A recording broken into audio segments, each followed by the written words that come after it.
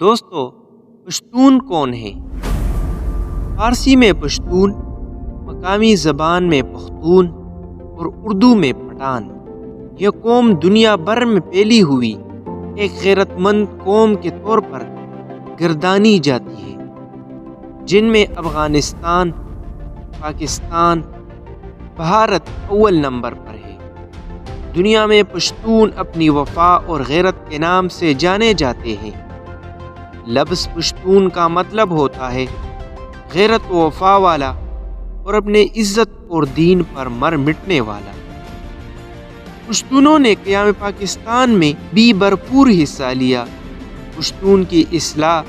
عموماً پٹھان اور افغان پشتو بولنے والے قبائل کے لیے استعمال ہوتی ہے۔ بعض اوقات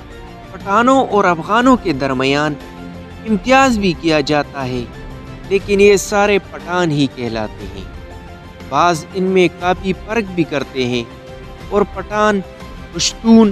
اور افغان کو الگ الگ قبیلوں سے تصور کرتے ہیں، اور ان ناموں کے توجہ، تسمیہ اور تاریخ الگ الگ بیان کرتے ہیں۔ بہرحال میں بحیثیت مجموعی ان سب کا تذکرہ کرنے میں ہی حقیقت سمجھتا ہوں،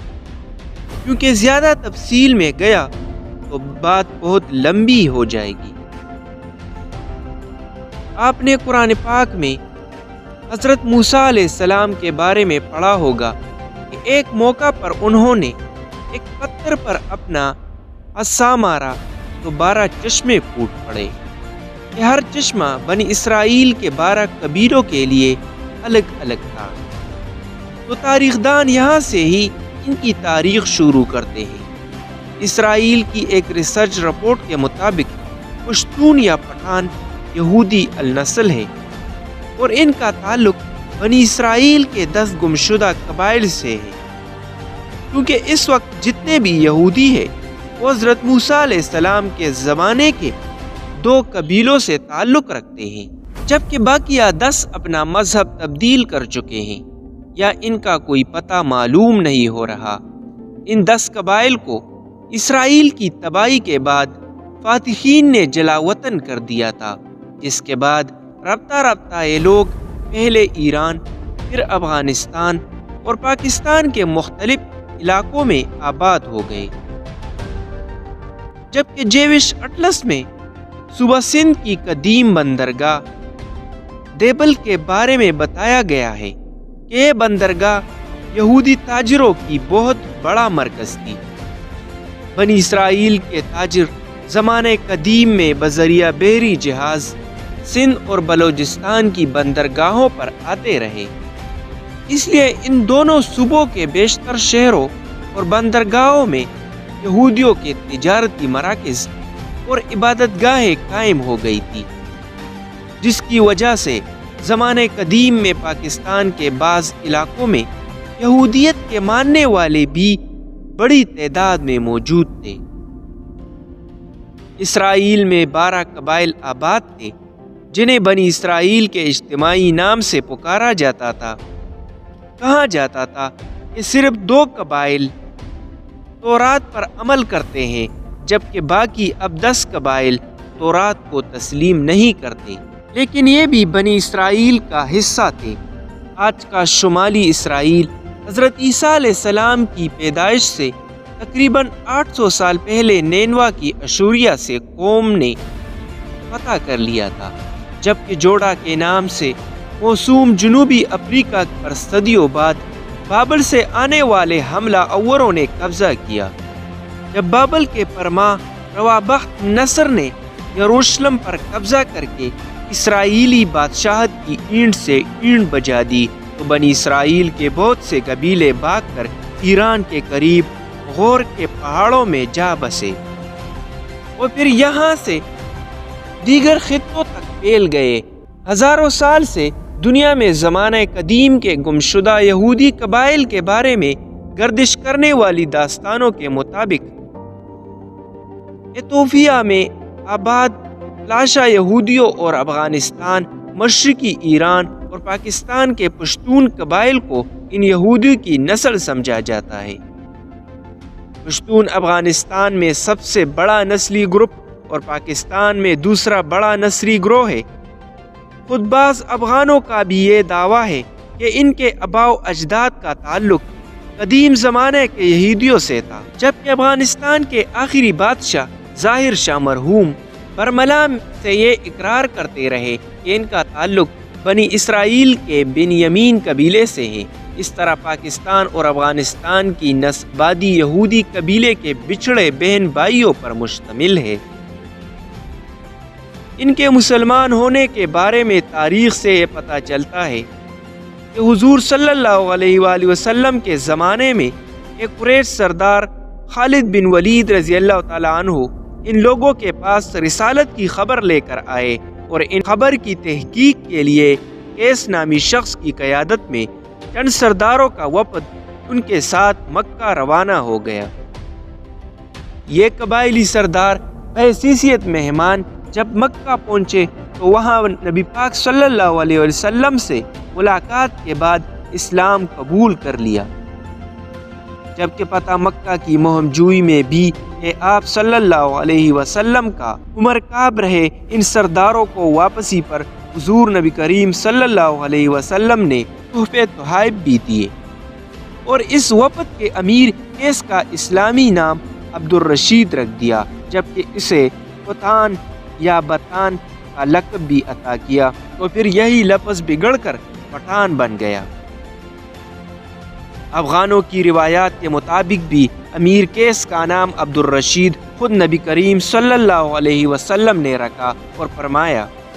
کہ ان کی نسل اسلام پر اس قدر مضبوطی سے کاربند ہوگی کہ جس طرح کشتی کا بتان ہوتا ہے، اور پھر یہی لقب بعد میں زبان کی تغیرات کے باعث پٹھان بن گیا۔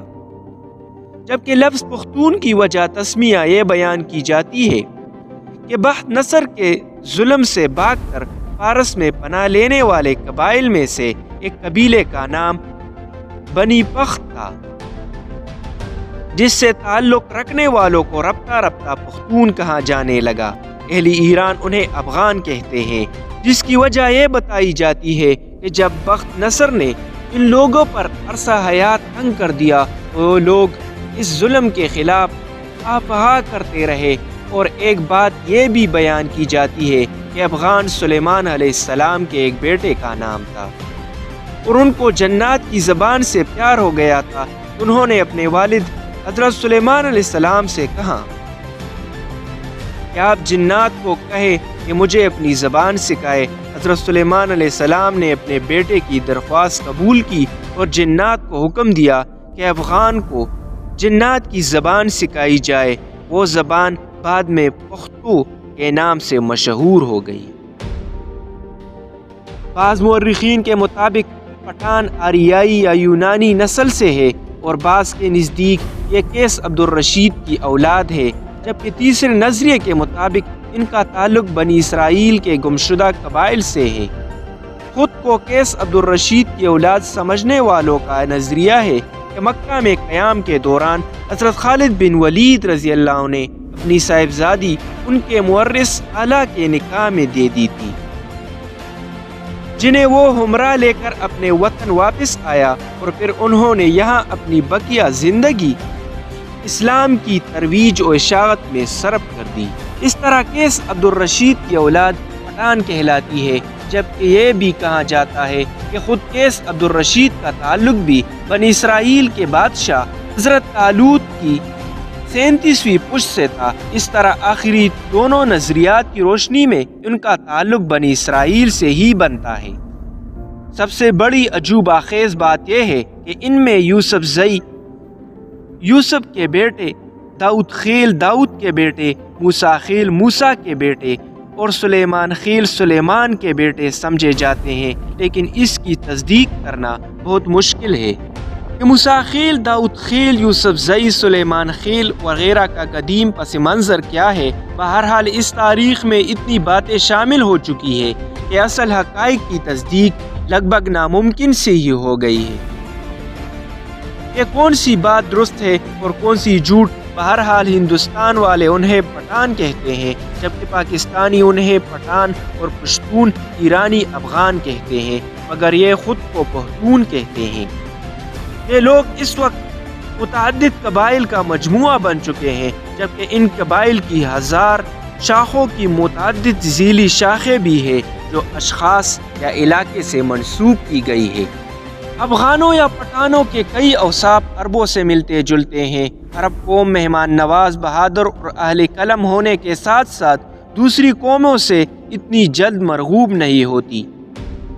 ان چند اوصاف کے علاوہ کوئی اور اوصاف عربوں کے اندر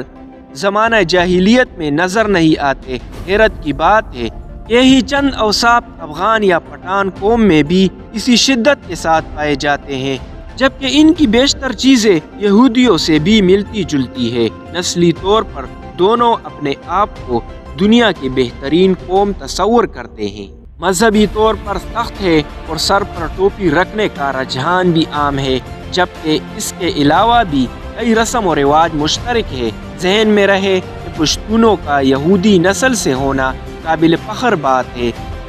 نہ کہ موجب توہین، کیونکہ یہودی نسل ہونا تو شاید اب اس قوم کے لیے توہین کا موجب ہوتا جب وہ سیدنا انبیاء حضرت محمد صلی اللہ علیہ وآلہ وسلم پر ایمان نہ لاتے۔ یہ تو ان کی غیرت کی بلندی اور ایمان کی عظمت کا نشان ہے کہ یہودی النسل ہوتے ہوئے بھی نبی آخر الزمان صلی اللہ علیہ وسلم پر ایمان لے آئے، کیونکہ یہ وہی آخری نبی ہے جن کے اوصاف تورات انجیل میں مرکوز ہے اور جن کی وجہ سے ہی اہلی کتاب آپ صلی اللہ علیہ وآلہ وسلم کے ایک نجات دہندہ کے طور پر منتظر بھی تھے، لیکن بعد میں انہوں نے محض اس جلن اور حسد کی وجہ سے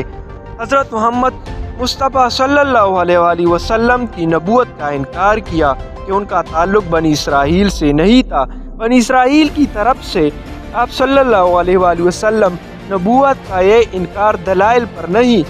بلکہ نسلی منافرت اور حسد و عناد پر مبنی تھا۔ تو یہ پشتونوں کے لیے قابل فخر بات ہے کہ یہ لوگ حضرت موسیٰ علیہ السلام کے حواری بھی ہے اور آخری نبی اکرم صلی اللہ علیہ وآلہ وسلم کے سپاہی بھی۔